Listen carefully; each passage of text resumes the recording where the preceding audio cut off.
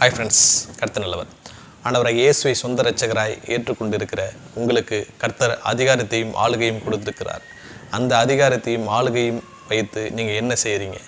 உங்களை சுற்றி உள்ள மக்களை, உங்கள் சுற்றி உள்ள குடும்பங்களை அழிப்பதற்காக பயன்படுத்துகிறீங்களா அல்லது கட்டுவதற்காக பயன்படுத்துகிறீங்களா?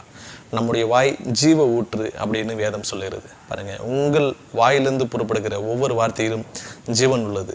பாருங்கள், அந்த ஜீவனுள்ள வார்த்தையை கொண்டு பாருங்கள், தலைமுறையாய் பாழாய் கிடந்த, தரிசனம் இல்லாமல், ஒரு நோக்கம் இல்லாமல், ஒரு திட்டம் இல்லாமல் இருக்கிற பலருடைய வாழ்வை கட்டுவதற்காக பயன்படுத்துங்கள்.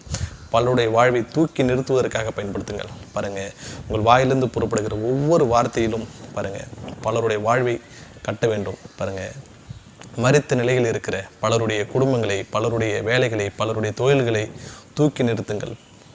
பலருடைய வாழ்வை, நல்வாழ்வை தூக்கி நிறுத்துங்கள். கர்த்தர் உங்களை அபரிவிதமாய் ஆசீர்வதிப்பார்.